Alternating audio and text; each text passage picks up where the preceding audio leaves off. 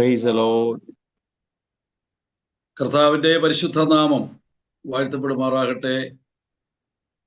ഇന്ന് രാത്രി നടക്കുന്ന റിജോയിസ് മിനിസ്ട്രീസ് ദോഹയിലുള്ള സഭയുടെ ഫാസ്റ്റിംഗ് പ്രയറിലെ എന്നെ ക്ഷണിച്ച ബഹുമാന്യ കർത്തൃദാസൻ സണ്ണി പാസ്റ്റർ, ഈ മീറ്റിംഗിന്റെ പോസ്റ്ററിൽ കണ്ടതുപോലെ ഈ മീറ്റിംഗിന്റെ chairman brother Shaji, worship leader brother Tinku,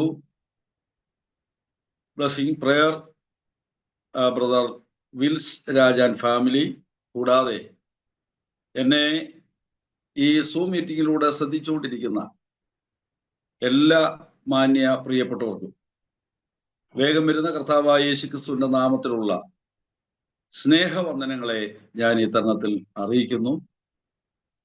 ഇങ്ങനെ ഒരു അവസരം നിങ്ങളോട് ഒരുമിച്ച് പങ്കിടുവാൻ കർത്താവ് എനിക്ക് ഒരുക്കിയ മുഖാന്തരങ്ങളെ ഓർത്ത് ഞാൻ കർത്താവിനെ സ്തുതിക്കുകയാണ്. വളരെ അനുഗ്രഹിക്കപ്പെട്ട ഈ ഉപവാസ പ്രാർത്ഥനയിൽ സംബന്ധിച്ചു വരുന്ന എല്ലാവരെയും സർവശക്തനായ ദൈവം അനുഗ്രഹിക്കട്ടെ. പ്രാരംഭത്തിൽ ഞാൻ എന്നെ തന്നെ ഒന്ന് പരിചയപ്പെടുത്തുന്നു. കർത്താവിന്റെ ദാസൻ ഓർപ്പിച്ചതുപോലെ എൻ്റെ പേര് പാസ്റ്റർ സതീഷ് പി ജോസഫ്. എൻ്റെ സ്വന്തം സ്ഥലം പത്തനംതിട്ട ജില്ലയിലുള്ള നെടുങ്ങാടപ്പള്ളിയാണ്. ഞാൻ കഴിഞ്ഞ 29 വർഷമായി പാമ്പാടിയിൽ പാർത്തുകൊണ്ട് കർത്താവിന്റെ മഹത്വമുള്ള വേല ചെയ്യുന്നു.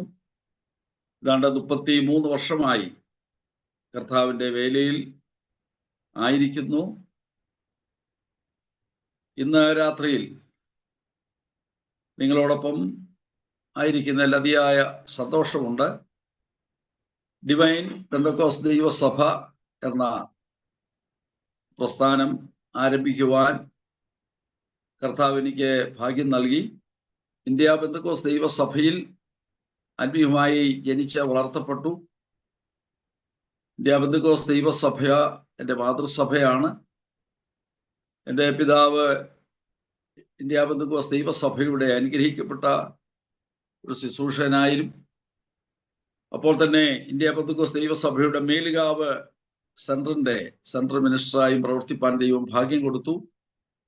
എൻ്റെ പിതാവും മാതാവും ഇന്ന് നിത്യതയിൽ വിശ്രമിക്കുന്നു. എൻ്റെ പിതാവിനും മാതാവിനും ഞങ്ങൾ 3 മക്കളാണ്. ദൈവകൃപയാൽ ഞങ്ങൾ 3 പേരും വിവിധ സ്ഥലങ്ങളിൽ കർത്താവിന്റെ മഹത്വമുള്ള വേല ചെയ്യുന്നു. ഞാൻ രണ്ടാമത്തെ മകനാണ്. കൃപയാൽ ഇന്നയോളം കർത്താവിനെ ഉയർത്തുവാൻ, കർത്താവിന്റെ വേല ചെയ്യുവാൻ സർവശക്തനായ ദൈവം ഭാഗ്യം നൽകി. പാമ്പാടിയിൽ ഡിവൈൻ പെന്തക്കോസ്ത് ദൈവസഭ എന്ന പ്രസ്ഥാനം ആരംഭിക്കുവാൻ ദൈവം സഹായിച്ചു. ആ പ്രവർത്തനങ്ങളിൽ നിലനിൽക്കുമ്പോൾ തന്നെ എൻ്റെ ചെറിയ പ്രായത്തിൽ എനിക്ക് ലഭിച്ച ഒരു ദർശനമാണ് മദ്യപാനികളെ അതിൽ നിന്ന് പിന്തിരിപ്പിക്കുക. എൻ്റെ 6ാമത്തെ വയസ്സിൽ എൻ്റെ ഹൃദയത്തിൽ നൽകിയ ഒരു താല്പര്യം, ഒരു മദ്യപാനി മദ്യപിച്ച് നടുറോഡിൽ കിടന്ന് ബുദ്ധിമുട്ടുന്നത് കണ്ടപ്പോൾ അന്ന് എൻ്റെ ഹൃദയത്തിൽ ഉണ്ടായ ആ താല്പര്യം വളർന്നു വന്നു. കൃപയാൽ 27 വർഷമായി കേരളത്തിലെ 14 ജില്ലകളിൽ ഡിവൈൻ അവയർനെസ് മിനിസ്ട്രി എന്ന സാമൂഹിക ബോധവൽക്കരണ സംഘടനയുടെ പ്രവർത്തനങ്ങൾ ചെയ്യുവാൻ ദൈവം എന്നെയും കൂട്ടുപ്രവർത്തകരെയും സഹായിച്ചുകൊണ്ടിരിക്കുന്നു. പാമ്പാടിയാണ് എൻ്റെ ഹെഡ് ഓഫീസ്. ഇന്നയോളം ദൈവം ആ പ്രവർത്തനങ്ങളെ മാനിച്ചു വരുന്നു. നിങ്ങളെല്ലാവരുടെയും പ്രാർത്ഥന ഞാൻ ആവശ്യപ്പെട്ടുകൊണ്ട് എൻ്റെ ഇന്ന് രാത്രി ദൈവം എനിക്ക് നൽകിയ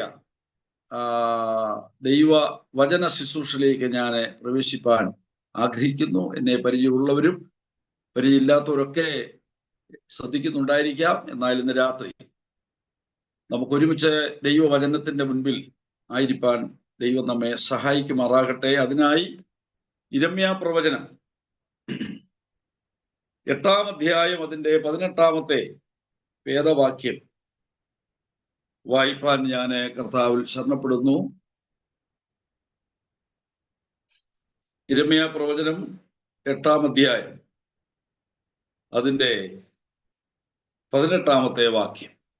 അയ്യോ, എൻ്റെ സങ്കടത്തിൽ എനിക്ക് ആശ്വാസം വന്നെങ്കിൽ കൊള്ളായിരുന്നു. എൻ്റെ മനസ്സ് വല്ലാതെ ഇരിക്കും. ദൈവത്തിന് സ്തോത്രം. ഈ ഉപവാസ പ്രാർത്ഥനയിൽ ദൈവവചനം ശുശ്രൂഷിപ്പാൻ എന്നെ ബഹുമാന്യ കർത്തൃദാസൻ ക്ഷണിച്ചപ്പോൾ ഞാൻ ദൈവസന്നിധിയിൽ പ്രാർത്ഥിച്ചു. എന്താണ് ഈ സൂം മീറ്റിങ്ങിൽ ഞാൻ സംസാരിക്കേണ്ട വചനം? പല വേദഭാഗങ്ങൾ എൻ്റെ മനസ്സിൽ വന്നെങ്കിലും സർവശക്തനായ ദൈവം എന്നോട് ഹൃദ്യമായി ഇടപെട്ടതും ഇന്ന് രാത്രിയിൽ ആരൊക്കെ കേൾക്കുന്നു അവർക്കെല്ലാം ഒരനുഗ്രഹവും ആശ്വാസവും ലഭിക്കുവാൻ തക്കവണ്ണം ദൈവം ആഗ്രഹിക്കുന്നു എന്നുള്ളതിൻ്റെ ഒരു തെളിവാണ് ഇന്ന് രാത്രി ഈ വചനം നിങ്ങളുമായി ഷെയർ ചെയ്യുന്നത്. ഇവിടെ പറഞ്ഞിരിക്കുന്നു, മനസ്സ് വല്ലാതിരിക്കുന്നു. My mind is very busy. എന്താണ് ഈ മനസ്സ് വല്ലാതെ ഇരിക്കുന്നു എന്ന് പറയാനുള്ള കാരണം? ഇവിടെ നാം ഈ വചനം പരിശോധിക്കുമ്പോൾ തുടങ്ങുന്നത് തന്നെ അയ്യോ എന്ന് പറഞ്ഞാൽ, അയ്യോ, ഞാൻ എൻ്റെ സങ്കടത്തിൽ എനിക്ക് ആശ്വാസം വന്നെങ്കിൽ കൊള്ളായിരുന്നു. രമ്യ പ്രവാചകൻ ആഗ്രഹിക്കുകയാണ്, എനിക്കൊരു ആശ്വാസം കിട്ടിയിരുന്നെങ്കിൽ കൊള്ളായിരുന്നു. ഇന്ന് രാത്രിയിൽ ഈ ശബ്ദം കേൾക്കുമ്പോൾ എനിക്ക് ഒരാശ്വാസം കിട്ടിയിരുന്നെങ്കിൽ കൊള്ളായിരുന്നു എന്ന് ആഗ്രഹിക്കുന്ന എത്ര പേർ ഇന്ന് രാത്രിയിൽ എന്നെ കേൾക്കുന്നുണ്ട്? നമ്മുടെ മനുഷ്യന്റെ ജീവിതത്തിൽ അതിപ്രധാനമായ 4 മണ്ഡലങ്ങളുണ്ട്. ഒന്നാണ് ശാരീരിക മണ്ഡലം. ശാരീരിക മണ്ഡലം എന്ന് പറയുമ്പോൾ വേദന ഉളവാക്കുന്ന ഒന്നാണ്. രോഗം, ശരീരത്തെ ദണ്ഡിപ്പിക്കുന്ന രോഗം. ഒരു രോഗം നമുക്ക് ഉണ്ടായാൽ ആ രോഗത്തിനൊരു ആശ്വാസം കിട്ടിയായിരുന്നെങ്കിൽ നല്ലതായിരുന്നു എന്ന് ആഗ്രഹിക്കുന്ന ആളുകളാണല്ലോ ഞാനും നിങ്ങളും. അപ്പോൾ ശാരീരിക മണ്ഡലത്തിൽ ഉണ്ടാകുന്ന പ്രയാസങ്ങൾ, അതൊരു മണ്ഡലം. രണ്ടാമത്തെ മണ്ഡലമാണ് മാനസിക മണ്ഡലം. മനസ്സിനെ വേദനപ്പെടുത്തുന്ന, വ്യാകുലപ്പെടുത്തുന്ന, മനസ്സിനെ തളർത്തിക്കളയുന്ന, ഒന്നിനും ഒരു മുന്നേറ്റമില്ലാതെ, നമുക്കൊരു ഉദ്ധാരണമില്ലാതെ നമ്മളെ നടത്തുന്ന ഒന്നാണ് മാനസിക നില. ഏത് ധൈര്യശാലിയെയും പെട്ടെന്ന് ഡൗൺ ആക്കുന്ന ഒന്നാണ് മാനസികമായ വേദന. അപ്പൊ മാനസികമായ നില മണ്ഡലമുണ്ട്.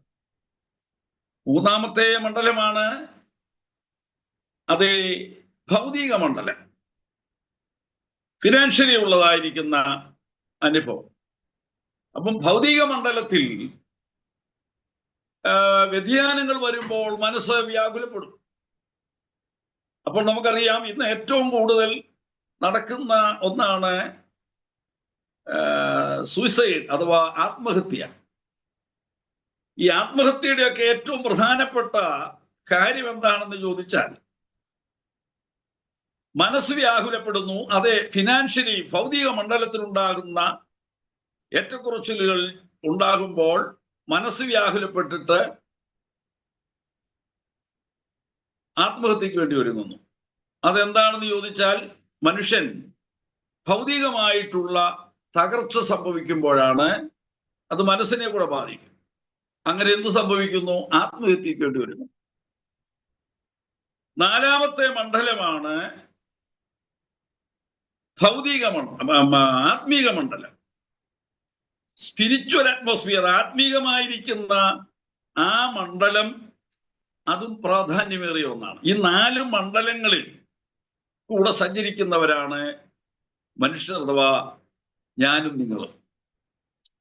ഇപ്പോൾ ഇവിടെ യിരെമ്യാവ് പറയുന്ന അനുസരിച്ച് നോക്കുമ്പോൾ അയ്യോ എന്ന് പറയാൻ കാരണം എന്താണെന്നുള്ളത് നമ്മൾ മനസ്സിലാക്കുമ്പോൾ തൻ്റെ മനസ്സിനെ വ്യാകുലം വന്നിരിക്കുകയാണ്. മാനസികമായ മണ്ഡലത്തിൽ ഇപ്പോൾ തകർച്ച സംഭവിച്ചിരിക്കുകയാണ്. ഇവിടെ താൻ ഒരു നിലവിളിയോടുകൂടെയാണ് ഇവിടെ ആ കാര്യം എടുത്തു പറഞ്ഞിരിക്കുന്നത്. എന്റെ മനസ്സ് വല്ലാതിരിക്കും. എന്നെ കേൾക്കുന്ന വാത്സല്യ പ്രിയപ്പെട്ടവരെ, 4 മണ്ഡലങ്ങളിലും അത്ഭുതം ചെയ്യുവാൻ നമ്മുടെ സർവശക്തനായ ദൈവത്തിന് കഴിയും. Price the Lord. ഇന്ന് രാത്രിയിൽ ഞാൻ നിങ്ങളോട് സംസാരിക്കുമ്പോൾ ഓർക്കണം, ദൈവത്തിന്റെ പരിശുദ്ധാത്മാവ് നമ്മളോട് ഇടപെടുകയാണ്. ഇന്ന് രാത്രിയിൽ എന്നെ കേൾക്കുന്ന പ്രിയപ്പെട്ടവരെ, ഏത് മണ്ഡലമാണ് ഇന്ന് രാത്രിയിൽ, ഏത് മണ്ഡലത്തിലൂടെയാണ് ഇന്ന് രാത്രി ഞാൻ നിങ്ങൾ കടന്നു പോകുന്നത്? മാനസിക മണ്ഡലത്തിലാണോ? ശാരീരികമായ നിലകളിലാണോ നിങ്ങൾ ഭാരപ്പെടുന്നത്? രോഗാവസ്ഥയിലൂടെയാണോ നിങ്ങൾ കടന്നു പോകുന്നത്? സൗഖ്യം തരുവാൻ എന്റെ ദൈവം മതിയായത്. ഭൗതികമായ മണ്ഡലത്തിൽ ഈ 2024 സമാപന മാസത്തിന്റെ സമാപന ദിവസങ്ങളിലേക്ക് എത്തിക്കൊണ്ടിരിക്കുന്ന ഞാൻ നിങ്ങൾ ഓർക്കണം, സാമ്പത്തികമായിട്ടുള്ള ഏതെങ്കിലും ബുദ്ധിമുട്ടിലൂടെ നീങ്ങുന്നുവെങ്കിൽ ഓർക്കണം, ദൈവം അത് കാണുന്നു, ദൈവം അത് അറിയുന്നു. പ്രശ്നങ്ങളെ പരിഹരിക്കുവാൻ നമ്മുടെ ദൈവം മതിയായവനാണ്. ദൈവത്തിന് സ്തോത്രം. ഞാൻ ചോദിക്കട്ടെ, ആത്മീയമായ മണ്ഡലത്തിന്റെ ഒരു അവസ്ഥയിൽ കരഞ്ഞുകൊണ്ടിരിക്കുന്നവരാരെങ്കിലും ഉണ്ടോ? എനിക്ക് ആത്മീയമായി ഉണരാൻ കഴിയുന്നില്ല, ആത്മീയമായി എനിക്കൊന്ന് ദൈവം ആഗ്രഹിക്കുന്ന പോലെ എത്തിച്ചേരാൻ കഴിയുന്നില്ല. ആഗ്രഹിക്കുന്നവർ ഇന്ന് രാത്രി ഉണ്ടെങ്കിൽ പ്രാർത്ഥിക്കൂ. ദൈവം അത്ഭുതങ്ങൾ ചെയ്യുവാൻ മതിയായവനാണ്. ദൈവത്തിന് സ്തോത്രം. അങ്ങനെ ശാരീരികമായി, മാനസികമായി, ഭൗതികമായി, ആത്മീയമായ മണ്ഡലങ്ങളിലൂടെ കർത്താവ് നമ്മളോട് ഇടപെടുകയാണ്. ദൈവത്തിന് സ്തോത്രം. എന്നാൽ എന്താണ് ഇതിനെല്ലാം പ്രതിവിധി എന്നുള്ളതാണ് നമുക്ക് നോക്കാൻ കഴിയണം. ദൈവത്തിന് സ്തോത്രം. ഈ നിലവിളിയുടെ മുമ്പിൽ എന്ത് ചെയ്യാൻ നമുക്ക് കഴിയും? സ്തോത്രം. ദൈവത്തിന് സകലവും സാധ്യമാണ്. പക്ഷേ ഇന്ന് രാത്രി എന്നെ കേൾക്കുന്നവർ ഓർത്തുകൊള്ളണം, എന്താണ് ഇന്ന് രാത്രി നിങ്ങളുടെ വിഷയം? പരിശുദ്ധാത്മാവ് ഈ വചനം നമ്മളോട് സംസാരിക്കുക. ഇതിൽ നിന്നൊരു പ്രതിവിധി എന്താണ്? ഏത് പ്രശ്നങ്ങൾക്കും ഏക ഉത്തരം യേശുക്രിസ്തുവാണ്. അപ്പോൾ തന്നെ ഏതെല്ലാം നിലകളിൽ ഒരു പ്രശ്നത്തിന് പരിഹാരം വരുത്താൻ കഴിയുമെന്ന് തിരുവെഴുത്തിൽ പറഞ്ഞിട്ടുണ്ട്. ഞാൻ ഒരു കാര്യം തുറന്നു പറയാം. സ്തോത്രം. ലൂക്കോസിന്റെ സുവിശേഷം 5-ാം അധ്യായം 4-ാം വാക്യത്തിൽ കാണുന്ന ഒരു ഭാഗം. അപ്പോൾ തന്നെ യോഹന്നാന്റെ സുവിശേഷം 21-ാം അധ്യായത്തിൽ നമുക്ക് കാണാൻ കഴിയും.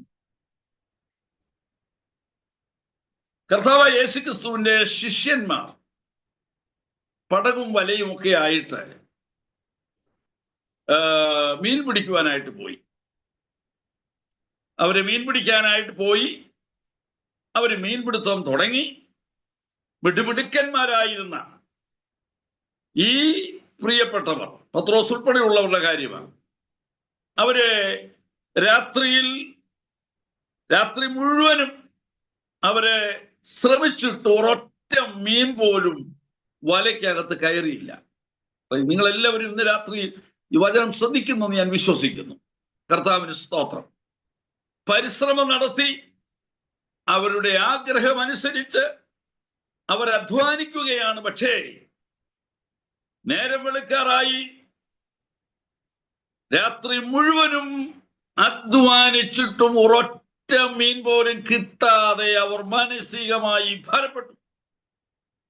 അവിടെ ശാരീരികമായി അവരെ അധ്വാനിച്ചു. എന്തിനു വേണ്ടി?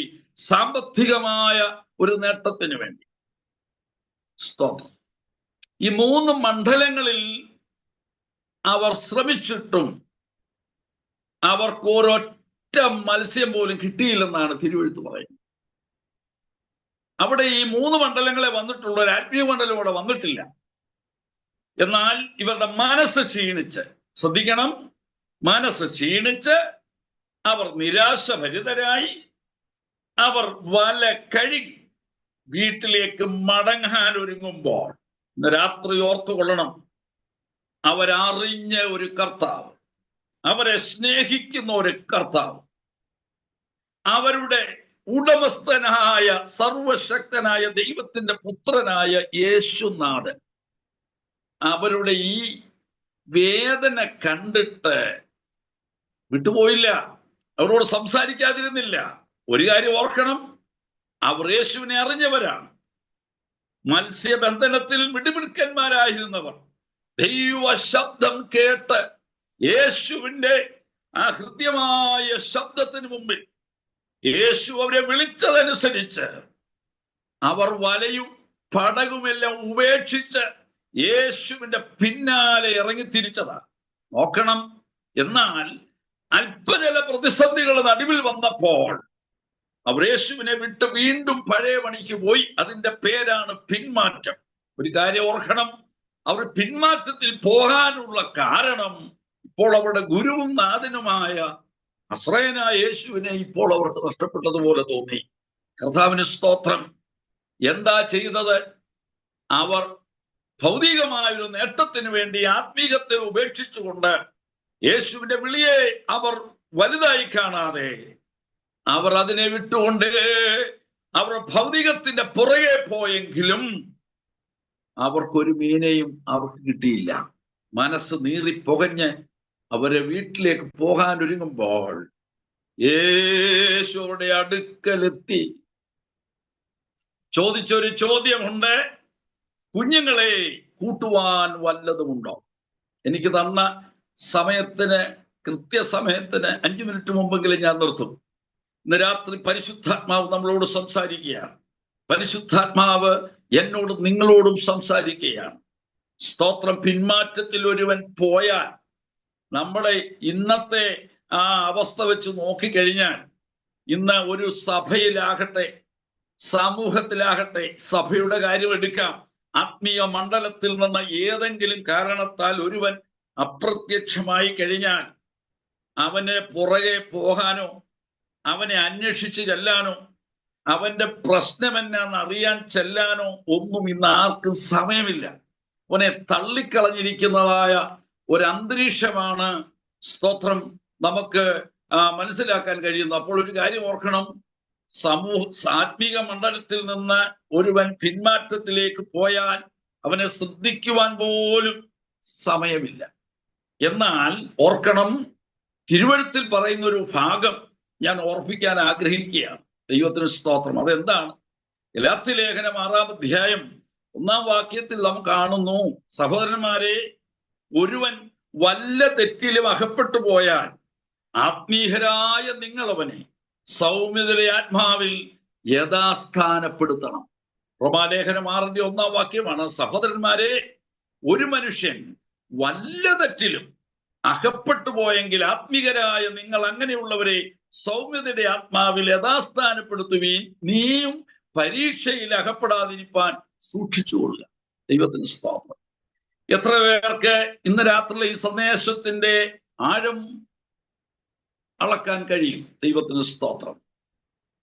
ഇന്ന് സമൂഹത്തിൽ കാണുന്നൊരു കാര്യം അങ്ങനെയാണ്. ഒരുവൻ പിഴച്ചു പോയാൽ അവനെ നമ്മൾ തള്ളിക്കളയുന്നു. എന്നാൽ നമ്മുടെ വാഴ്ത്തപ്പെട്ട കർത്താവായ യേശു ക്രിസ്തു അങ്ങനെയല്ല. ശ്രദ്ധിക്കണം, ഒരുവൻ പോയാൽ അവന്റെ പുറകെ പോകണമെന്ന തിരുവഴുത്തിൽ കൂടെ നമ്മളെ പഠിപ്പിച്ചു. ഒരു മനുഷ്യന് 100 ആടുണ്ടെന്നിരിക്കട്ടെ, അതിൽ ഒന്നിനെ കാണാതെ പോയാൽ യഥാർത്ഥ ഇടയൻ 99 കളഞ്ഞിട്ടെന്നല്ല അതിനെ അവിടെ നിർത്തിയിട്ട് വിട്ടിട്ട് കാണാതെ പോയ ഒന്നിനെ അന്വേഷിച്ചു പോകണമെന്നല്ലേ തിരുവെടുത്ത് പറയുന്നത്. ദൈവത്തിന് സ്തോത്രം. ഇത് നമ്മൾ പഠിക്കുമ്പോൾ നമ്മുടെ വലിയനായ വാഴ്ത്തപ്പെട്ട കർത്താവായ യേശു ക്രിസ്തുവിന്റെ സ്നേഹം, ആ ഒന്നിനെ തേടിപ്പിടിച്ചതിന്റെ ആ വലിയ അതിന്റെ വലിപ്പം മനസ്സിലാക്കിക്കൊണ്ട്, അതിന്റെ ഗൗരവം മനസ്സിലാക്കിക്കൊണ്ട് 99 അവിടെ നിർത്തിയിട്ട് കാണാതെ പോയ ഒന്നിനു വേണ്ടി അന്വേഷിച്ചു പോകുന്ന സ്നേഹം. ഒരു കാര്യം കൂടെ ഞാനിവിടെ ഓർപ്പിക്കാം. നമ്മുടെ കർത്താവായ യേശു ക്രിസ്തുവിന്റെ സ്നേഹമുണ്ടല്ലോ, അന്വേഷിച്ചു വരുന്ന സ്നേഹമാണ്. ദൈവത്തിന് സ്തോത്രം. അന്വേഷിച്ചു വരുന്ന സ്നേഹമാണ്. നമ്മൾ മറക്കരുത്, അന്വേഷിച്ചു വരുന്ന ഒരു സ്നേഹം നമ്മുടെ കർത്താവിനുള്ളപ്പോൾ നമ്മൾ എങ്ങനെയായിരിക്കണം?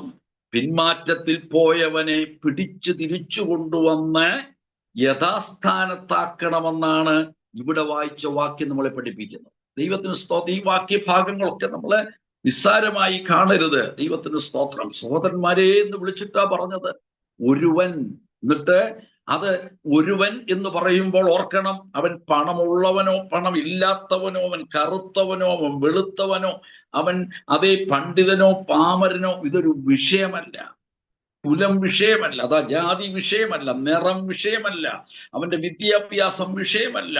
യേശുക്രിസ്തുവിന്റെ സ്വന്തം രക്തത്താൽ സമ്പാദിച്ചതായ അതേ ഒരു ആട്ടിൻകുട്ടിയാണത്, ഒരു വ്യക്തിയാണത്.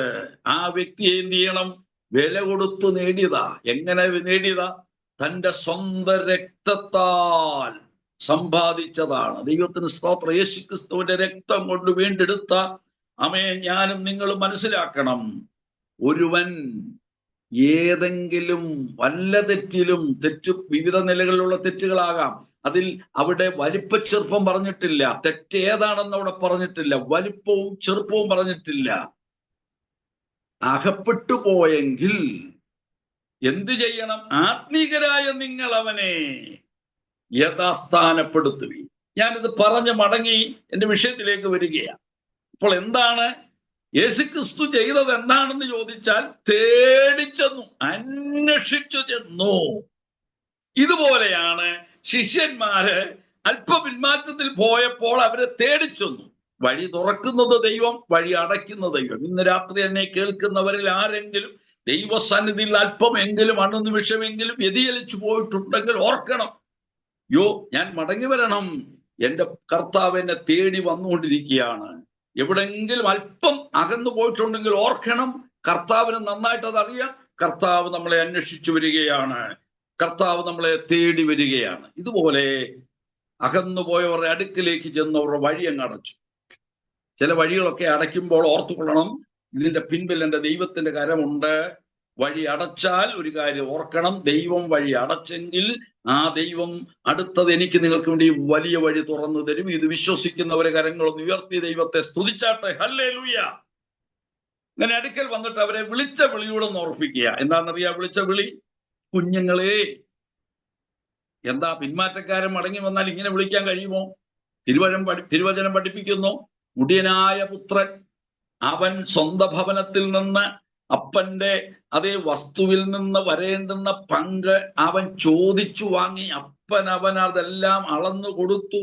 അതുമായി അവൻ ദൂരെ പോയി എല്ലാം നശിപ്പിച്ചവൻ താന്തോന്നിയായി ജീവിച്ച് അവൻ ദരിദ്രനായി തീർന്നു.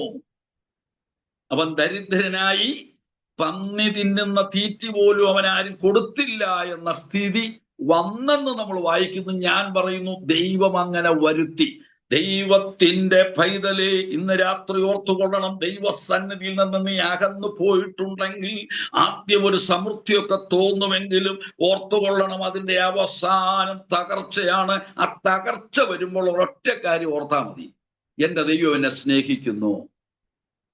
തകർച്ച വരുമ്പോൾ ഓർത്തുകൊള്ളണം, ദൈവത്തിൽ നിന്ന് അകന്നു പോയവർ ഓർത്തുകൊള്ളണം, തകർച്ച വരുമ്പോൾ ഓർത്തുകൊള്ളണം, ദൈവം എന്നെ തിരിച്ചു കൊണ്ടുവരാൻ ആഗ്രഹിക്കുന്നു, ദൈവം എന്നെ പൂർവ്വസ്ഥിതിയിലേക്ക് കൊണ്ടുവരാൻ ആഗ്രഹിക്കുന്നു, എന്നെ യഥാസ്ഥാനപ്പെടുത്തുവാൻ ആഗ്രഹിക്കുന്നു എന്ന് ചിന്തിക്കാൻ വേണ്ടിയാണ് ഈ ഭാഗം നമ്മൾ അവിടെ കാണുന്നത്. ആ നിലയിൽ അവൻ ഒടുവിൽ ചിന്ത വന്നു. ചിന്ത എന്താ വന്നത്?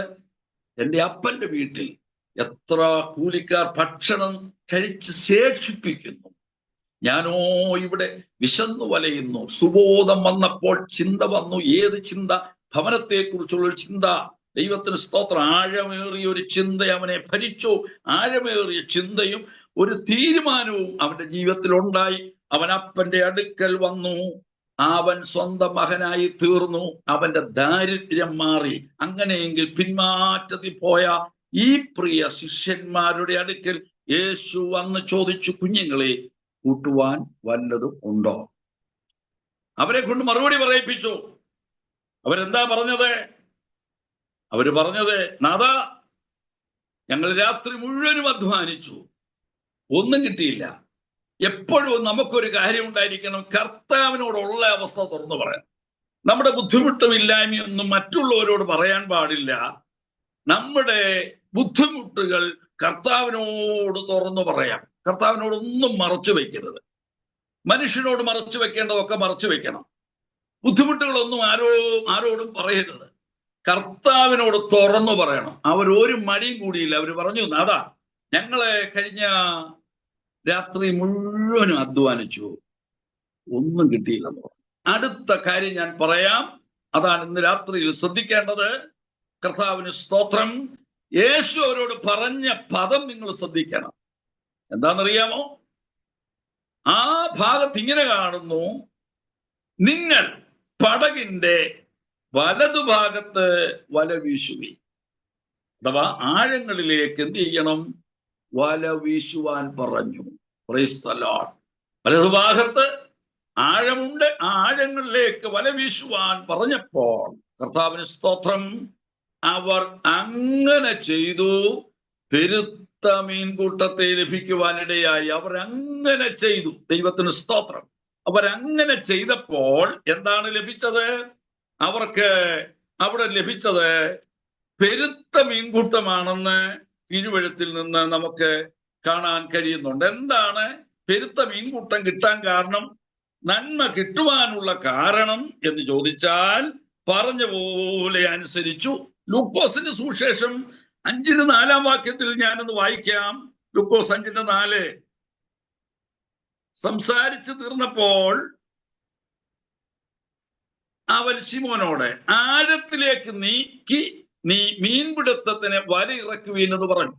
എന്റെ മെസ്സേജിന്റെ പ്രസക്ത ഭാഗത്തേക്ക് ഞാൻ കടന്നു വരികയാണ്. കർത്താവിന് സ്തോത്രം. ചെറിയ ഔട്ട്ലൈൻ ഒക്കെ ഞാൻ പറഞ്ഞെങ്കിൽ പ്രധാന ഭാഗത്തേക്ക് കടന്നു വരികയാണ്. കർത്താവിന് സ്തോത്രം. ശ്രദ്ധിച്ചുകൊള്ളുക. ആഴത്തിലേക്ക് നീക്കി മീൻപിടുത്തത്തിന് വല ഇറക്കുവീൻ എന്ന് പറഞ്ഞു. Price the Lord. അപ്പോൾ എന്ത് ചെയ്യണം? ആഴത്തിലേക്ക് വല വീശണം. Price the Lord. കർത്താവിന് സ്തോത്രം. ആ ദൈവത്തിന്റെ സ്നേഹത്തിനൊരു ആഴമുണ്ട്. ദൈവത്തിന്റെ കൃപയ്ക്കൊരു ആഴമുണ്ട്.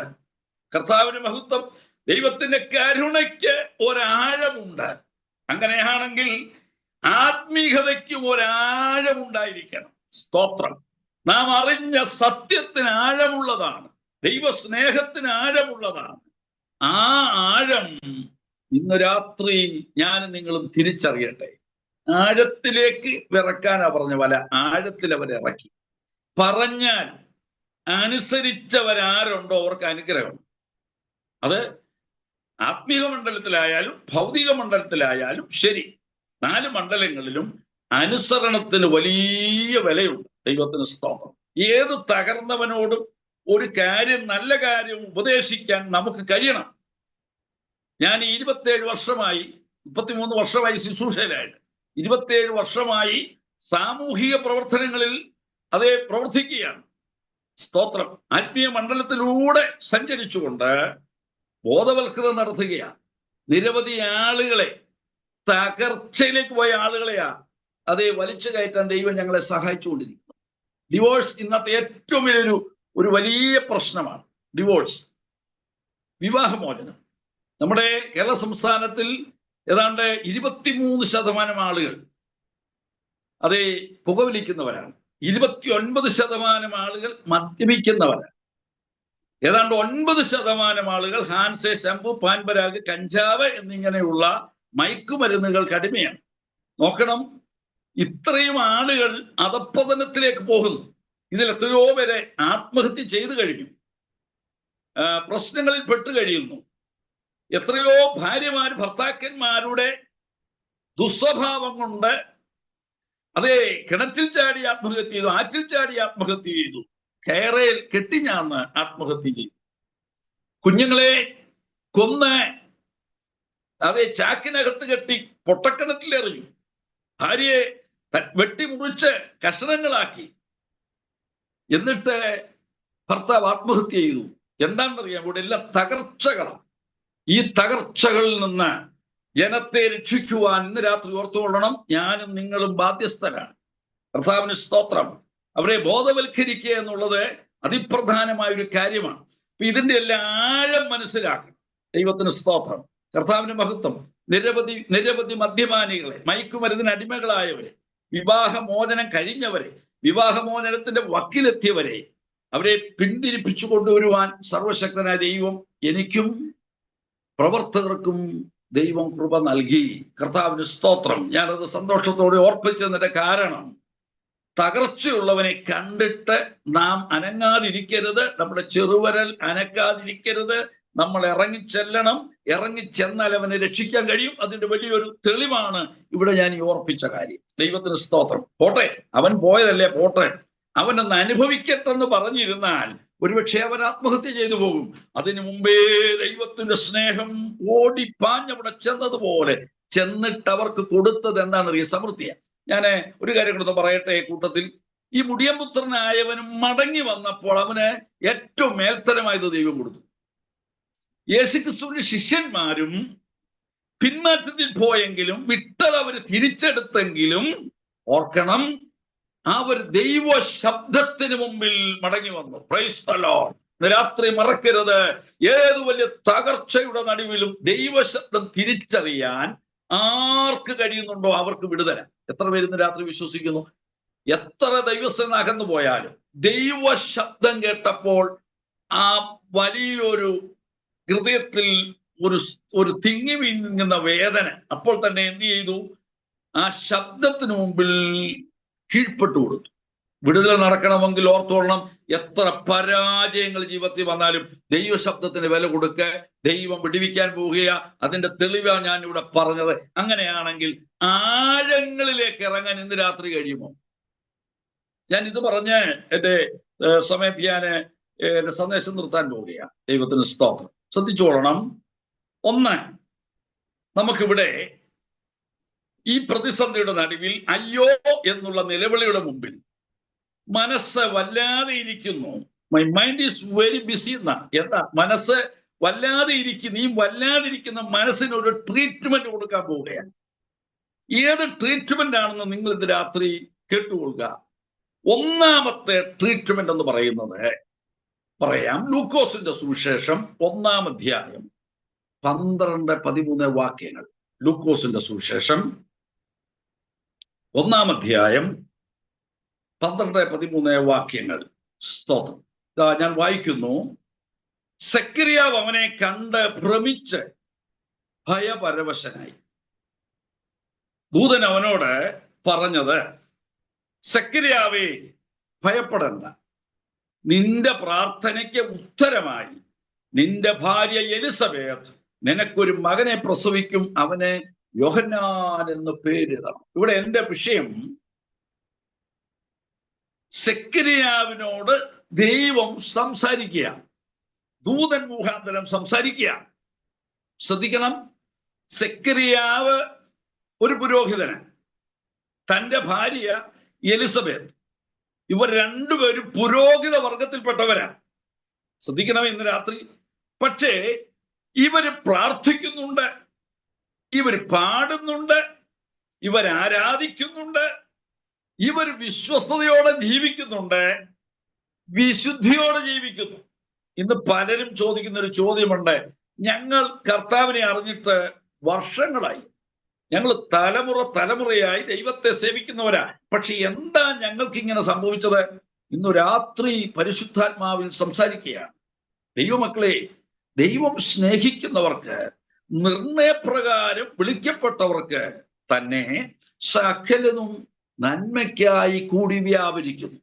Price the Lord. മറക്കരുത്, ജീവിതത്തിൽ ദൈവത്തെ അറിഞ്ഞു ജീവിക്കുന്നവർക്കും പ്രതിസന്ധികൾ ഉണ്ടാകും. നമ്മുടെ ക്രിസ്ത്യ ജീവിതം എന്ന് പറയുന്നത് ഒരു ബാലൻസ് ചെയ്ത് പോകേണ്ട ഒരു ജീവിതം. നമ്മൾ തിരിച്ചറിയണം, ബാലൻസ് ചെയ്തു പോകേണ്ട ഒരു ജീവിതമാണ്. എങ്ങനെയും ജീവിക്കാമെന്നൊന്നും വിശ്വസിക്കരുതരുത്. ക്രിസ്ത്യ ജീവിതം സൗഭാഗ്യ ജീവിതം, ഇതൊക്കെ സമ്മതിച്ചു. പക്ഷേ നമ്മളെ ദൈവം ബാലൻസ് ചെയ്താ നടത്തുന്നത്. ഇല്ലായ്മ വരും, നന്മയുണ്ടാകും, രോഗം വരും, അപ്പോൾ തന്നെ സൗഖ്യമുണ്ടാകും. സ്തോത്രം. ഇതൊക്കെ ജീവിതത്തിൽ സുഖവും ദുഃഖവും, സുഖദുഃഖ സമ്മിശ്രമായ ലോകത്തിൽ നമ്മളെ അങ്ങനെ ദൈവം നടത്തുന്നത്. അതുകൊണ്ട് ക്ഷീണിച്ചു പോയത് ഓർത്തുകൊള്ളണം. എന്റെ ദൈവം എന്നെ സ്നേഹിക്കുന്നത് കൊണ്ട് വടിയുണ്ട്, കോലുണ്ട്. ഒരു നല്ല ഇടയന്റെ കയ്യിൽ വടി മാത്രമല്ല, കോലുണ്ട്. വലിയ ഇടയനായ നമ്മുടെ വാഴ്ത്തപ്പെട്ട കർത്താവായ യേശുക്രിസ്തുവിന്റെ പക്കൽ വടിയുണ്ട്, കോലുണ്ട്. നമ്മുടെ സൃഷ്ടാവായ സർവശക്തനായ ദൈവത്തിന്റെ കയ്യിൽ നമ്മെ മുന്നോട്ട് നടത്തുന്നതിന് വടിയുമുണ്ട്, കോലുമുണ്ട്. ശ്രദ്ധിക്കണം, നാം നേരെ വരേണ്ടതിന് ആമേൻ സ്തോത്രം വളഞ്ഞ വഴിയിലൂടെ പോകുന്നു എന്ന് തോന്നുന്നെങ്കിൽ ഇനിയും പോയില്ല, വളഞ്ഞ വഴിയിലൂടെ പോയില്ല, പോകാൻ സാധ്യതയുണ്ടെന്ന് അറിയുമ്പോഴേ വടി കൊണ്ട് ചിലപ്പോൾ അടിച്ചെന്നിരിക്കും. അടി കൊണ്ട് കഴിയുമ്പോൾ ആ കോലുകൊണ്ട് നമ്മളെ തലോടുകയും ചെയ്യും. മാത്രമല്ല, നമുക്ക് വേണ്ടുന്നതിനെ നൽകിത്തരേണ്ടതിന് ആ കോലുപയോഗിക്കുകയും ചെയ്യും. അപ്പൊ ഇങ്ങനെയൊക്കെയാ ദൈവം നമ്മളെ എന്ത് ചെയ്യുന്നത്, നടത്തുന്നത്. അതൊരു സത്യം തന്നെയാണ്. പക്ഷേ ഇവിടെ സെക്കരിയാവിന്റെയും എലിസബത്തിന്റെയും ജീവിതത്തിൽ ഒരു വലിയ നിന്ദ വന്നു. ഇന്ന് രാത്രി നിന്ദ അനുഭവിക്കുന്നവരാരെങ്കിലും ഉണ്ടെങ്കിൽ കേട്ടുകൊള്ളുക. ഇന്ന് രാത്രി വചനത്തിന് മുമ്പിൽ നിങ്ങൾ വിശ്വസിക്കുകയും സന്തോഷിക്കുകയും ചെയ്യുക. നിങ്ങളുടെ നിന്ദ മാറാൻ പോവുകയാണ്, നിങ്ങളുടെ ആക്ഷേപം മാറാൻ പോവുകയാണ്, നിങ്ങൾക്കെതിരെയുള്ള ദൂഷണങ്ങൾ മാറാൻ പോവുകയാണ്. എത്ര പേര് ഇന്ന് രാത്രി ഏറ്റെടുക്കുന്നു? എന്തായിരുന്നു ഇവരുടെ മനസ്സ് വല്ലാതെ ഇരുന്നത്? സെക്കരിയാവിന്റെയും എലിസബത്തിന്റെയും ജീവിതത്തിൽ ആത്മീയമായ നല്ല വളർച്ചയും ഉയർച്ചയും അവർക്കുണ്ടായിരുന്നു. പക്ഷേ അവിടെ മനസ്സ് വല്ലാതിരിക്കുന്നു. എന്താ മനസ്സ് വല്ലാതിരിക്കാൻ കാരണം? നാട്ടുകാരും സ്വന്തക്കാരും ചർച്ചയിൽപ്പെട്ടവരും ഒക്കെ പറയുന്നു, സെക്കരിയാവേ, എത്ര നാളായി നീ ഈ ശുശ്രൂഷയ്ക്ക് ഇറങ്ങിയിട്ട്, ആത്മീയ ശുശ്രൂഷയ്ക്ക് ഇറങ്ങിയിട്ട്? നീ ശുശ്രൂഷിക്കുന്നയാളല്ലേ, പക്ഷെ നിനക്ക് ഇന്ന് വരെ ഒരു തലമുറയെ ദൈവം തന്നില്ലല്ലോ എന്നൊക്കെ പറയുന്നത് കേൾക്കുമ്പോൾ ചങ്ക് പിളരുകയാണ്. ഇവിടെ മനസ്സ് വല്ലാതെ ഭാരപ്പെട്ടിരിക്കുകയാ. പക്ഷെ ഒരു കാര്യമുണ്ട്, മനസ്സ് വല്ലാതെ ഇരിക്കുമ്പോൾ അവർ ദൈവസന്നിധിയിൽ കരയാൻ തുടങ്ങി, അവർ ദൈവസന്നിധിയിൽ പ്രാർത്ഥിക്കാൻ തുടങ്ങി, അവർ ദൈവസന്നിധിയിൽ നിലവിളിക്കാൻ തുടങ്ങി. ഓർക്കണം, പ്രാർത്ഥിക്കാനായിട്ട് ആളുകളുണ്ട് അവർക്ക്. അവരും പ്രാർത്ഥിച്ചു. ഒരു ദിവസം നമുക്കറിയാം, സ്തോത്രം, സെക്കരിയാവ് ധൂപം കാട്ടുവാനായി കയറി നിൽക്കുമ്പോൾ ജനം പുറത്ത് പ്രാർത്ഥിച്ചുകൊണ്ട് നിന്നെന്നാണ് എഴുതിയിരിക്കുന്നത്. ഞാനൊരു കാര്യം ഇന്ന് രാത്രി ചോദിക്കുക, നാം പ്രാർത്ഥിക്കുമ്പോൾ നമുക്ക് വേണ്ടി പ്രാർത്ഥിക്കാൻ എത്ര പേര് നമ്മുടെ സഭയിലുണ്ട്, നമ്മുടെ ദേശത്തുണ്ട്, നമ്മുടെ വീട്ടുകാർ എത്ര പേരുണ്ട്? എനിക്ക് വേണ്ടി പ്രാർത്ഥിക്കാൻ ഒരു 10 പേരെങ്കിലും ഉണ്ടെന്ന് ഉറപ്പുണ്ടെങ്കിൽ ഇന്ന് രാത്രി ഓർത്തുകൊള്ളണം, എന്റെ ദൈവം പ്രവർത്തിക്കാൻ പോവുകയാണ്. പക്ഷെ 10 പേര് പ്രാർത്ഥിക്കുന്നു, ഞാൻ പ്രാർത്ഥിക്കുന്നില്ലെങ്കിൽ ഒരു ഗുണവുമില്ല. നമ്മളൊക്കെ സാധാരണ സഭയിൽ എഴുന്നേറ്റ് പറയും, ഞങ്ങൾക്ക് വേണ്ടി ഒന്ന് പ്രാർത്ഥിക്കണം, പാസ്റ്ററും കുടുംബം ഞങ്ങൾക്ക് വേണ്ടി പ്രാർത്ഥിക്കണം, കാണുന്നവരോടൊക്കെ പ്രാർത്ഥിക്കണം, എന്റെ വിഷയം വലുതാണ്, പ്രാർത്ഥിക്കണം. സമ്മതിച്ചു, അവര് കേട്ടു, അവര് പോയി പ്രാർത്ഥിക്കുന്നു. പക്ഷേ എന്റെ വിഷയത്തിന് ഞാൻ മറ്റുള്ളവരെ പ്രാർത്ഥിക്കാനായി ഏൽപ്പിച്ചിട്ട് ഞാൻ കിടന്നുറങ്ങുകയാണെങ്കിൽ, അഥവാ ഞാൻ പ്രാർത്ഥിക്കുന്നില്ലെങ്കിൽ ദൈവം പ്രവർത്തിക്കുകയില്ലെന്നുള്ളത് ഇന്ന് രാത്രി സന്ദേശത്തിലൂടെ നിങ്ങൾ മനസ്സിലാക്കണം. സെക്കരിയ പ്രാർത്ഥിക്കുന്നു, എലിസബത്ത് പ്രാർത്ഥിക്കുന്നു, ജനവും പുറത്ത് പ്രാർത്ഥിക്കുന്നു. ഇവിടെ നല്ലൊരു അവസരം കിട്ടി. ധൂപം കാട്ടിക്കൊണ്ടിരിക്കുമ്പോൾ പെട്ടെന്നായിരുന്നു ദൂതൻ പ്രത്യക്ഷപ്പെട്ടത്. ദൂതൻ പ്രത്യക്ഷപ്പെട്ട് ചോദിച്ചൊരു കാര്യം, ഭയപ്പെടണ്ട സെക്കരിയാവേ, നീ ഭയപ്പെടണ്ട. Praise the lord. നിന്റെ പ്രാർത്ഥനയ്ക്ക് ഉത്തരമായി. ഇന്ന് രാത്രി സൂം മീറ്റിംഗിൽ എന്നെ ശ്രദ്ധിക്കുന്നവരോട് ചോദിക്കട്ടെ, നമ്മുടെ പ്രാർത്ഥന എത്രത്തോളം ഉണ്ട്? നമ്മുടെ പ്രാർത്ഥന ഫ്രണ്ടിൽ നിൽക്കുന്നെങ്കിൽ ദൈവം ഇതാ അടുത്തു വരികയാണ്. എത്ര പേര് വിശ്വസിക്കും? ദൈവത്തെ ഒന്ന് മഹത്വപ്പെടുത്തിക്കാട്ടെ. Praise the lord, hallelujah. ഞാൻ നിങ്ങൾ പ്രാർത്ഥിക്കുന്നവരാണെങ്കിൽ, നമ്മുടെ വിഷയത്തിന് വേണ്ടി മനസ്സുരുകി പ്രാർത്ഥിക്കുന്നെങ്കിൽ, ഉറപ്പായിട്ടൊരു കാര്യം പറയാം, എന്റെ ദൈവം അത്ഭുതം ചെയ്തിരിക്കും. കാരണം പ്രാർത്ഥന ആഴമുള്ളതായിരിക്കണം. ഇന്ന് രാത്രിയിലെ പ്രാർത്ഥനയുടെ വിഷയം ഞാൻ ഓർപ്പിക്കുകയാണ്. ആഴമുള്ള പ്രാർത്ഥന പ്രാർത്ഥിച്ചാൽ ദൈവം അത്ഭുതങ്ങൾ ചെയ്തിരിക്കും. എത്ര പേര് ഇന്ന് രാത്രി അത് വിശ്വസിക്കുന്നു? സ്തോത്രം. ആഴമേറിയ പ്രാർത്ഥന, എ ഡീപ് പ്രയർ, ആഴമുള്ള പ്രാർത്ഥന. വെറും പ്രാർത്ഥനയൊന്നും പ്രാർത്ഥിച്ചിട്ട് കാര്യമില്ല. നിസ്സാരമായി ഒന്ന് പ്രാർത്ഥിച്ചതിനോടും ദൈവം ഇടപെടുകയല്ല. ഒരു എന്തായാലും പറയുന്നത്, നമ്മളൊക്കെ എപ്പോഴും പറയാറുള്ളതാ, ഒരു പൊത്തുവരുത്തത്തിലുള്ള ഒരു പ്രാർത്ഥനയൊന്നും പ്രാർത്ഥിച്ചാൽ എന്റെ ദൈവം ഇറങ്ങി വരികയല്ല, ദൈവം പ്രവർത്തിക്കയില്ല. സ്തോത്രം. ഒന്നുകൂടെ ഞാൻ പറയാം, നിങ്ങൾ ആരും അങ്ങനെയുള്ളവരാണെന്നല്ല ഞാൻ ഈ പറഞ്ഞത്. പ്രാർത്ഥിക്കുന്നവരോട് ഇന്ന് രാത്രി പരിശുദ്ധാത്മാവ് ഇടപെടുകയാണ്. നിന്റെ പ്രാർത്ഥനയ്ക്ക് മറുപടി ദൈവം തരാൻ പോവുകയാണ്. ഈ 2024 സമാപന ദിവസങ്ങളെ എത്തിക്കൊണ്ടിരിക്കുക. വിശ്വസിക്ക്, ഈ വർഷം തന്നെ എന്റെ ദൈവം എന്റെ മറുപടി തരും. ഇല്ലയോ, 2025 എന്റെ ദൈവം മറുപടി തരും. എപ്പോഴും തരട്ടെ. ഞാൻ എന്റെ ഭാഗം ക്ലിയർ ആക്കി മുന്നോട്ട് പോകും. അതാ നല്ലത്. എന്റെ സമയത്ത് ദൈവം പ്രവർത്തിക്കുന്നതിനേക്കാൾ നല്ലത് ദൈവത്തിന്റെ സമയത്ത് പ്രവർത്തിക്കട്ടെ. അബ്രഹാം മനസ്സ് വല്ലാതെയാ മകനെയും കൊണ്ട് മോറിയാമലയ്ക്ക് പോയത്. മനസ്സിനെ വ്യാകുലപ്പെടുത്തുന്ന ബാല്യക്കാരെ അവിടെ ഇരിക്കാൻ പറഞ്ഞിട്ട് അബ്രഹാം പറഞ്ഞു, നിങ്ങൾ ഇവിടെ ഇരിക്കെ, ഞാനും ബാലൻ കൂടെ അവിടത്തോളം ചെന്ന് ആരാധന കഴിഞ്ഞ് മടങ്ങി വരാമെന്ന് പറഞ്ഞു. പോയി. ദൈവത്തിന് സ്തോത്രം. ഓർക്കണം, ദൈവപ്രവൃത്തി എങ്ങനെയായിരുന്നു? സ്തോത്രം. ദൈവം പ്രവർത്തിക്കാൻ പോവുക. പോയ വഴിക്ക് മോൻ ചോദിച്ചു, അപ്പ കത്തിയുണ്ട്, തീയുണ്ട്, വിറകുണ്ട്, യാഗമൃഗം എവിടെ? മോനെ, യഹോവ ഇരേ, യഹോവ കരുതുമെന്ന് പറഞ്ഞു. അവനും അവിടെ ഒതുങ്ങി. ദൈവത്തിന് സ്തോത്രം. പക്ഷെ ഒരു കാര്യം ഓർക്കണം, അവിടെ ചെന്നു യാഗപീഠം ഒരുക്കി. മകൻ അപ്പനെ പിടിച്ച്, നിർദ്ദേശനെ പിടിച്ച് കൈയും കാലും കെട്ടി അടങ്ങി അവിടെ കിടന്നവൻ. പഠിച്ചിട്ടുണ്ടോ ആ ഭാഗം? ഇസഹാക്ക് അനങ്ങിയില്ല. ഇസഹാക്ക് എന്താ അനങ്ങാതെ? ഒരു പിടിവലി നടത്തിയതായിട്ടവിടെ, ഒരു മൽപ്പിടുത്തം നടത്തിയതായിട്ട് അവിടെ വായിക്കുന്നില്ല. മോറിയാമലയിൽ അബ്രഹാം ഒരിക്കൽ യാഗപീഠത്തിൽ പിടിച്ചു കിടത്തിയത് മകനെയാണ്. പിടിച്ച കൈയും കാലും ഒക്കെ കെട്ടുമ്പോൾ ഇവൻ കിടന്ന് അതെ കുതറി മാറിയില്ല, മൽപ്പിടുത്തം നടത്തിയില്ല. എന്താണെന്നറിയാമോ? ഞാൻ അത് ഭാഗങ്ങൾ പ്രസംഗിക്കുമ്പോഴും പഠിക്കുമ്പോഴും വായിക്കുമ്പോഴും ഞാൻ ചിന്തിക്കാറുണ്ട്. അവിടെ ഒരു മൽപ്പിടുത്തം നടന്നില്ല. മൽപ്പിടുത്തത്തിലൂടെ അവനെ കീഴ്പ്പെടുത്തി അവന്റെ കൈയും കാലും കെട്ടി യാഗപീഠത്തിൽ വെട്ടി മുറിക്കാനായിരുന്നെങ്കിൽ ബാല്യക്കാരെ കൂടെ കൊണ്ടുപോയനെ, അവരോട് പറഞ്ഞച്ചു കൊണ്ടുപോയനെ. ഇല്ല, മകൻ കൈ കെട്ടിക്കൊടുത്തു, കൈ കെട്ടാൻ അനുവദിച്ചു കൊടുത്തു, കാലും കെട്ടാൻ അനുവദിച്ചു കൊടുത്തു. എന്നാന്നറിയാമോ? സ്തോത്രം. മകന് മനസ്സിലായി, എന്റെ പിതാവ് എന്റെ പിതാവിന്റെ ഒരു പിതാവിനെ അനുസരിക്കുന്നു. അതായത് ദൈവത്തെ അനുസരിക്കുന്ന എന്റെ പിതാവ്. അങ്ങനെയെങ്കിൽ എന്റെ പിതാവിനെ അനുസരിക്കേണ്ട ചുമതല എന്റേതാണ്. അതുകൊണ്ട് ഒതുങ്ങിക്കൊടുത്തു, കത്തിയെടുത്തു, വെട്ടാൻ ഒരുങ്ങി. ഒരു അഭിനയം കാണിച്ചതല്ല, കത്തിയെടുത്ത് വെട്ടാൻ ഒരുങ്ങുമ്പോൾ സ്വർഗത്തിൽ നിന്നൊരു ശബ്ദം, ബ്രാമേ, ബാലന്റെ മേൽ കൈവയ്ക്കരുത്. കണ്ടോ? പെട്ടെന്നാണ് അപ്പുറത്തൊരു ആട്ടിൻകുട്ടിയുടെ ശബ്ദം കേട്ടത്. ഞാൻ പറഞ്ഞു വന്നത്, ആഴമേറിയ പ്രൈസ് ദി ലോർഡ് പ്രാർത്ഥന ആർക്കുണ്ടോ, ആഴമേറിയ വിശ്വാസം ആർക്കുണ്ടോ, ദൈവം അവിടെ പ്രവർത്തിച്ചിരിക്കും. തക്ക സമയത്ത് യാഗപീഠം ഒരുക്കിയത് വെറുതെ ആയില്ല. യാഗപീഠം ഒരുക്കിയത് വെറുതാവായില്ല. മകനെ രക്ഷപ്പെടുത്തി സർവശക്തനായ ദൈവം ആ യാഗപീഠം ഒരുക്കിയ യാഗപീഠത്തിൽ നല്ല ഒന്നാന്തരം യാഗം നടക്കുകയും ചെയ്തു. ദൈവപ്രസാദം ലഭിക്കുകയും ചെയ്തു. അതിന്റെ കാരണം ആഴമേറിയ ആ താല്പര്യത്തോടുകൂടെ കാര്യം ചെയ്തു. ഞാൻ മടങ്ങി വരാൻ പോകുകയാണ്. അപ്പോൾ ഒന്നാമത്തെ കാര്യം, സ്തോത്രം, വിടുതലിന് വേണ്ടി നാം ചെയ്യേണ്ട ഒന്നാമത്തെ കാര്യം ആഴമേറിയ പ്രാർത്ഥന. ദൈവത്തിന് സ്തോത്രം. Price the Lord. ആഴമേറിയ പ്രാർത്ഥന.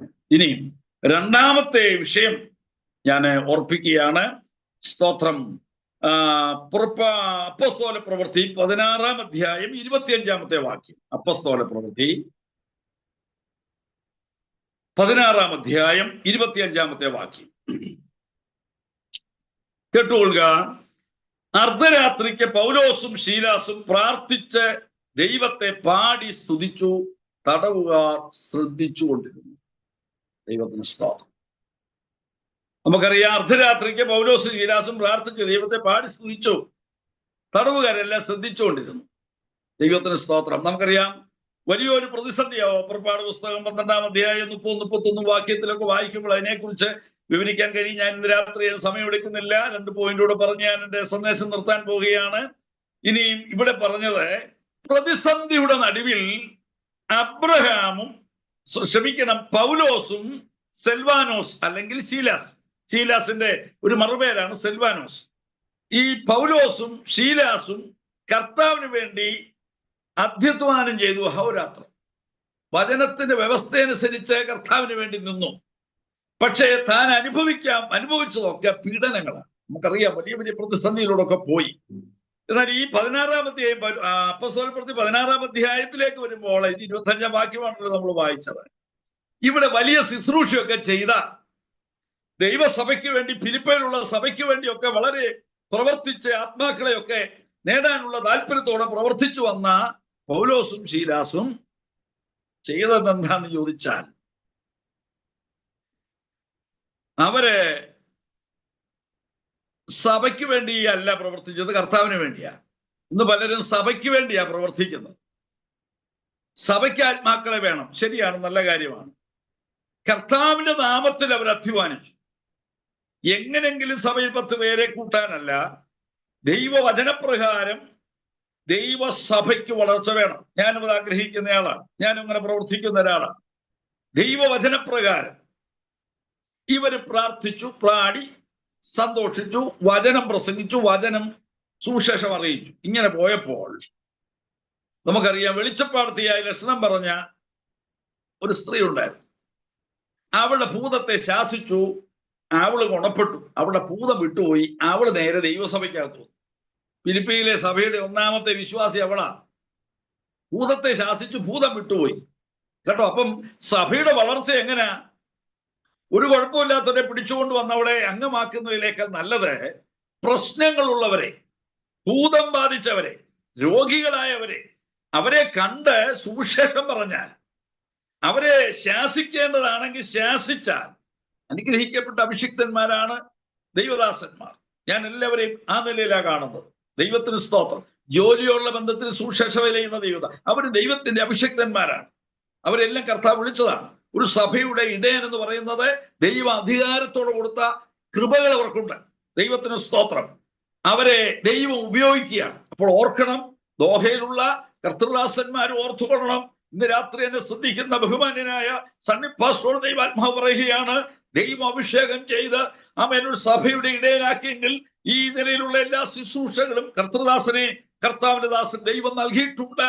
ആ അധികാരം ഉപയോഗിച്ച് ശുശ്രൂഷ ചെയ്യുമ്പോൾ ദൈവത്തിന്റെ പ്രവൃത്തിയോടെ വെളിപ്പെടും. ഇത് വിശ്വസിക്കുന്ന ഒരു ദൈവത്തെ സ്തുതിച്ചാട്ടെ. ഇന്ന് രാത്രി പറയാം, ഇങ്ങനെ ചെയ്തു. അടുത്തതാണ് ഒരു വലിയ ഒരു ബിസിനസ്സുകാരിയായ ലുദിയായോട് സ്തോത്രം വ്യക്തമായി ദൈവം ഇടപെട്ടു. പൗലോസ് കരയ്ക്ക് നിന്ന് ദൈവവചനം പ്രസംഗിച്ചു. പുഴവക്കത്ത് ചന്തസ്ഥലത്ത് ഒരു വലിയ മാർക്കറ്റിൽ നിന്ന് ബിസിനസ് പ്രസംഗിച്ചപ്പോൾ സെൽവാനോസ് അത് ഏറ്റുപറഞ്ഞു, അല്ലെ ശീലാസ് ഏറ്റുപറഞ്ഞു. ഈ രക്താംബരം വിൽക്കുന്ന സ്ത്രീ, അവിടെ കമ്പിളി വസ്ത്രത്തിൽ ലക്ഷങ്ങളുടെ വിലയായിരുന്നു അന്ന്. അല്ലാതെ നിസ്സാര ഒരു കച്ചവടക്കാരി ആയിരുന്നില്ല ലുദിയ കേട്ടോ.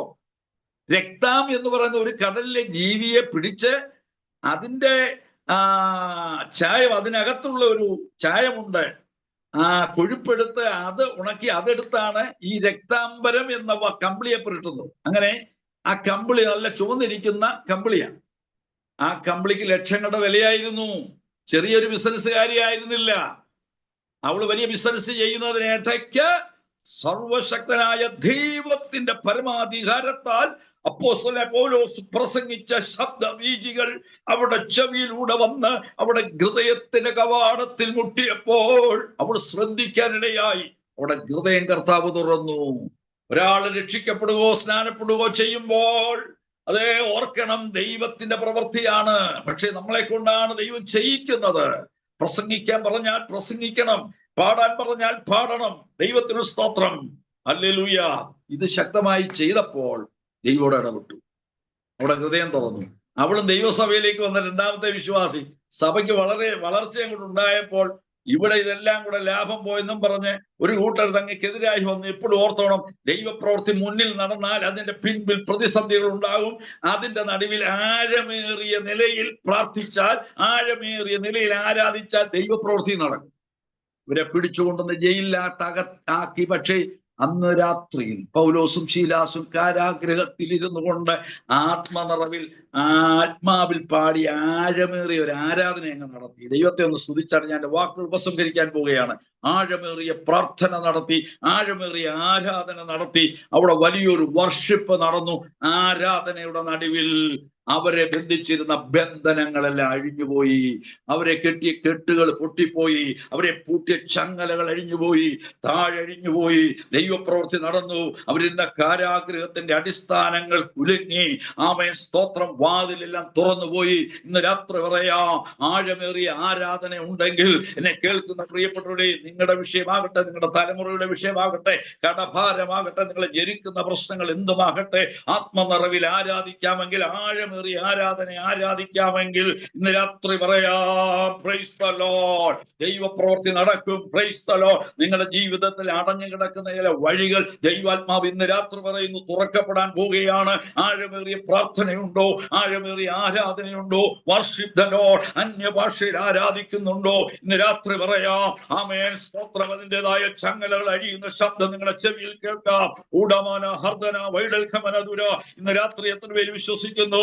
ചേർന്ന് ദൈവത്തെ മഹത്വപ്പെടുത്തിക്കാട്ടെ. ആത്മാവിന്റെ ആരാധന വെളിപ്പെടുന്നിടത്ത്, അഭിഷേകത്തിന്റെ ശക്തി വ്യാപരിക്കുന്നിടത്ത്, അന്യഭാഷയിൽ ആരാധന വെളിപ്പെടുന്നിടത്ത്, ആഴമേറിയ ആരാധന വെളിപ്പെടുന്നിടത്ത് ദൈവത്തിന്റെ പ്രവൃത്തി വെളിപ്പെടുക എന്നുള്ളതിന്റെ വ്യക്തമായ ശക്തമായ ഒരു സംഭവമാണ് ഈ അപ്പോസ്തല പ്രവൃത്തി 16-ാം അധ്യായത്തില്, ആമേൻ, ഈ കാണുന്ന വിടുതലിന്റെ ഭാഗം. എന്താ നടന്നത്?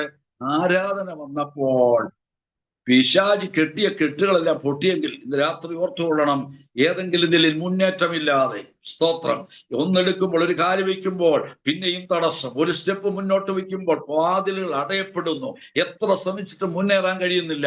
ഇന്നലെ യുവാസ പ്രാർത്ഥനയിൽ പരിശുദ്ധാത്മാവ് സംസാരിക്കുന്നു, അവൻ ആഴമേറിയ ഒരാരാധന വെളിപ്പെടാമെങ്കിൽ ദൈവപ്രവൃത്തി അവിടെ വെളിപ്പെടുക തന്നെ ചെയ്യും. വിശ്വസിക്കുന്നവരെ ഓർത്ത് ഞാൻ ദൈവത്തെ സ്തുതിക്കും. Price the Lord. അപ്പോൾ ആരാധനയിൽ എന്ത് നടന്നു? വിടുതൽ നടന്നെങ്കിൽ മനസ്സ് വല്ലാതെ ഭാരപ്പെട്ടിരിക്കുന്നവരോട് ഇന്ന് രാത്രി പറയാം, സ്തോത്രം, ദൈവപ്രവൃത്തി വെളിപ്പെടാൻ പോവുകയാണ്. സ്തോത്രം, സ്ഥിതിക്ക് മാറ്റം വരാൻ പോവുകയാണ്. ആരാധന ശക്തമായി വരുമ്പോൾ, ആഴമേറിയ ആരാധന വരുമ്പോൾ ദൈവപ്രവൃത്തി വെളിപ്പെടും. രണ്ട് കാര്യങ്ങളുടെ വേഗത്തിൽ പറയുന്നു. ഒന്ന്, അടുത്തത് ദാനിയേൽ പ്രവചനം 3-ാം അധ്യായം 17-ാം വാക്യം കൂടെ ഒന്ന് വായിച്ചോട്ടെ. ആമേൻ. ദാനിയേൽ പ്രവചനം 3-ന്റെ 17-ാമത്തെ വാക്യം. സ്തോത്രം. ഞങ്ങൾ സേവിക്കുന്ന ദൈവത്തിന് ഞങ്ങളെ വിടുവിപ്പാൻ കഴിയുമെങ്കിൽ അവൻ ഞങ്ങളെ എരിയുന്ന തീച്ചുള്ളിൽ നിന്നും രാജാവിന്റെ കയ്യിൽ നിന്നും വിടുവിക്കും. നമുക്കറിയാം, 7 മടങ്ങ് വർദ്ധിപ്പിച്ച ചൂളയുടെ മുൻപിൽ ഇപ്പോൾ നിൽക്കുകയാണ് ചന്ദ്രക്, മേശക്, അബേദ്നെഗോ. ഇവരെ 3 പേരെയും കൈയും കാലും കെട്ടി വിശ്വാസത്തിന് വേണ്ടി നിന്നതിന്റെ പേരിൽ അവരെ എന്ത് ചെയ്തു? തീച്ചുളയിലേക്ക് വലിച്ചെറിയപ്പെടാനായിട്ട് ഒരുങ്ങി. അവിടെ മനസ്സൊക്കെ വല്ലാതിരിക്കുക. സ്തോത്രം. അയ്യോ എന്നുള്ള വിളി അവിടെ വിളിച്ചില്ലേലും മനസ്സ് വല്ലാതിരിക്കുക. പക്ഷെ അവരെന്ത് ചെയ്തില്ല? അവർ പുറമോട്ട് മാറിയില്ല. No turning back. അവർ പുറമോട്ട് പോകാൻ തയ്യാറായില്ല. വിളിച്ച ദൈവത്തിൽ വിശ്വസിച്ചുകൊണ്ട്, വിളിച്ചിറക്കിയ കർത്താവിന്റെ കയ്യിൽ ഫലമേൽപ്പിച്ചുകൊണ്ട് അവർ രാജാവിന്റെ മുഖത്തൊരു നോക്കിയൊരു കാര്യം പറഞ്ഞു, രാജാവേ, ഞങ്ങൾ സേവിക്കുന്ന ഒരു ദൈവമുണ്ട് കേട്ടോ. ഞങ്ങൾ ആഴമായിട്ട് സ്നേഹിക്കുന്ന ഒരു ദൈവമാണ്. ഞങ്ങൾ സേവിക്കുന്ന ദൈവത്തിന് ഞങ്ങളെ വിടുവിപ്പാൻ കഴിയും. അത് രാജാവിന്റെ കയ്യിൽ നിന്ന് വിടുവിക്കാൻ കഴിയും, എരിയുന്ന തീച്ചുളയിൽ നിന്ന് വിടുവിക്കാൻ കഴിയുമെന്ന് പറഞ്ഞു. അവരെ എടുത്ത് കെട്ടി വലിച്ചെടുത്ത് തീക്കുണ്ടത്തിൽ എറിയാൻ 3 ബലവാന്മാരോട് കൽപ്പിച്ചു. അവരെടുത്തെറിഞ്ഞു. ഞാൻ എൻ്റെ ഭാഷ്യം ഇങ്ങനെയാണ്. ആ ചന്ദ്രക്കിനെയും കൊണ്ട് ഒരാള് നേരെ അങ്ങോട്ട് പോയി ഒരൊറ്റ ഏർ വെച്ചു കൊടുത്തു. ചന്ദ്രക്ക് എന്ന് തീക്കകത്ത് വീണു. എറിയാൻ ചെന്നവൻ തീയുടെ ചൂടേറ്റി കരിഞ്ഞുപോയി. രണ്ടാമത്തെ ആളെയും കൊണ്ട് വന്നയാള് ഇത് കണ്ടിട്ട് അല്പം കൂടെ പുറകിൽ നിന്നാ എറിഞ്ഞത്. ഒറ്റ ഏർ കൊടുത്തു. മേശക്കും ചെന്ന് ഈ കുഴിക്കകത്ത് വീണു, ഈ തീ അഗ്നിക്കകത്ത് വീണു. രണ്ടാമതെറിഞ്ഞവനും കരയ്ക്ക് വീണ് കരയ്ക്ക് വെച്ച് തന്നെ കരിഞ്ച് ചാരമായി പോയി. ശ്രദ്ധിച്ചോ, 3-ാമത്തെ കാര്യം കൂടെ പറയാം. 3-ാമത്തേവന് അച്ഛൻ നീളക്കൂടുള്ള അവനെയും കൊണ്ട് വലിയൊരുത്തം വന്ന് ഒരൊറ്റ ഏർ അങ്ങോട്ട് എറിഞ്ഞു. അവനും അബേദ്നെഗോവും ചെന്ന് അവിടെ വീണു. സ്തോത്രം. ഇവര് 3 കരയ്ക്ക് വെച്ച് ചാരമായി. പക്ഷേ തീക്കകത്ത് വീണ 3 പേരും ആത്മാതർവിൽ ആരാധിക്കാൻ ഇടയായി. അവരെ ദൈവം വിടുവിച്ചു. ഞാൻ എൻ്റെ വാക്കുകൾ ഉപസംഹരിക്കുന്നു. 3-ാമത്തെ ആമേൻ കാര്യം എന്താണെന്നറിയാമോ? ആഴമേറിയ ആരാധന. ഇന്ന് രാത്രിയിൽ കേട്ട ദൈവ ശബ്ദത്തിനു മുമ്പ് പ്രൈസ് ദി ലോർഡ്. ആഴമേറിയ വിശ്വാസം, ആരാധന, വിശ്വാസം, വലിയ വിശ്വാസത്തോടുകൂടെ ദൈവസന്നിധിയിൽ നിൽക്കാമെങ്കിൽ നമ്മുടെ എല്ലാ ഭാരങ്ങളും മാറും. ഇന്ന് രാത്രി കേട്ട വചനത്തിന് മുമ്പിൽ നമ്മളെ സമർപ്പിക്കാം. സമയം അനുവദിച്ച കർത്താവിന്റെ ദാസനോട്, എല്ലാ കമ്മിറ്റി അംഗങ്ങളോടും ശ്രദ്ധിച്ച എല്ലാ പ്രിയപ്പെട്ടവരോടും ഒരിക്കൽ കൂടെ നന്ദി പറയുന്നു. ഞങ്ങളെ ഓർത്ത് പ്രാർത്ഥിക്കണമെന്ന് അപേക്ഷിച്ചുകൊണ്ട് വാക്കിൽ നിന്നിരിക്കുന്നു. ദൈവം നമ്മെ അനുഗ്രഹിക്കട്ടെ. Thank you so much. God bless.